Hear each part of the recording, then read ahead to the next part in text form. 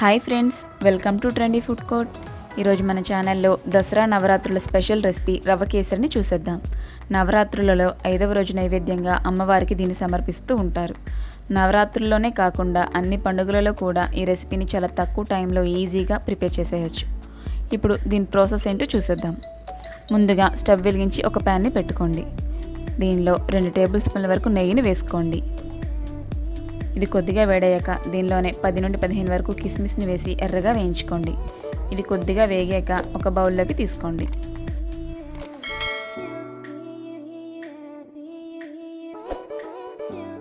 ఇప్పుడు దీనిలోనే కొద్దిగా జీడిపప్పుని వేసి దోరగా వేయించుకోవాలి. దీన్ని కూడా ఒక బౌల్లోకి ట్రాన్స్ఫర్ చేసుకోండి.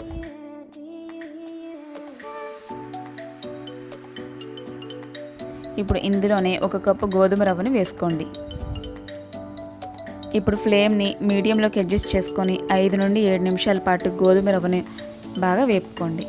రవ్వ అనేది ఎంత బాగా వేగితే రవ్వ కేసరి అనేది అంత టేస్టీగా కుదురుతుంది. ఇప్పుడు రవ్వ అనేది బాగా వేగింది. దీన్ని ఒక బౌల్లోకి ట్రాన్స్ఫర్ చేసుకోవాలి. ఇప్పుడు ఇదే ప్యాన్లో 3 కప్పుల వాటర్ని యాడ్ చేసుకోండి. నేను ఇక్కడ అన్నీ కూడా ఒకటే కప్తో మెజర్ చేస్తున్నాను.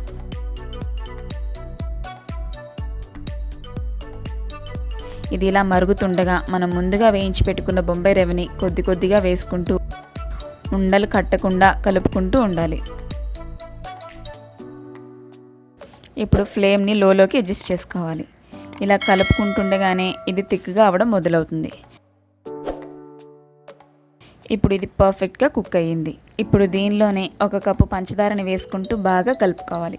నేను ఇక్కడ 1 కప్పు రవ్వకి 1 కప్పు పంచదారని తీసుకున్నాను. ఈ మెజర్మెంట్తో చేస్తే కరెక్ట్గా సరిపోతుంది. మీకు షుగర్ ఎక్కువగా కావాలంటే 1 కప్పు రవ్వకి 1.5 కప్పు వరకు పంచదారని వేసుకోండి. అలాగే 1/2 టీ స్పూన్ వరకు యాలకుల పొడిని వేసుకుంటూ కలుపుకుంటూ దగ్గర పడనివ్వండి. కన్సిస్టెన్సీ అనేది ఈ స్టేజ్లో ఉంటుండగా స్టవ్ని అయితే ఆఫ్ చేసుకోండి. దీనిలో మనం ముందుగా వేయించి పెట్టుకున్న డ్రై ఫ్రూట్స్ని వేసుకొని ఒకసారి బాగా కలుపుకోండి. అలాగే 3 టేబుల్ స్పూన్ల వరకు నెయ్యిని వేసుకొని సూజీ హల్వా అంతా కూడా బాగా కలిసేలాగా కలుపుకోవాలి. మనం ఈ రెసిపీ చేసుకునేటప్పుడు ఎంత ఎక్కువగా నెయ్యిని యూస్ చేస్తామో రెసిపీ అనేది అంత పర్ఫెక్ట్గా కుదురుతుంది. ఈ రెసిపీని పండగలోనే కాకుండా ఎవరైనా గెస్ట్ వచ్చినప్పుడు కూడా 10 నిమిషాల్లో ఇన్స్టెంట్గా చేసి పెట్టచ్చు. చూసారు కదా, ఈ వీడియో మీకు నచ్చినట్టయితే లైక్ చేయండి, మీ ఫ్రెండ్స్కి రిలేటివ్స్కి షేర్ చేయండి. మరిన్ని లేటెస్ట్ రెసిపీస్ కోసం ట్రెండీ ఫుడ్ కోర్ట్ ఛానల్ని సబ్స్క్రైబ్ చేయడం మర్చిపోకండి. Thank you for watching.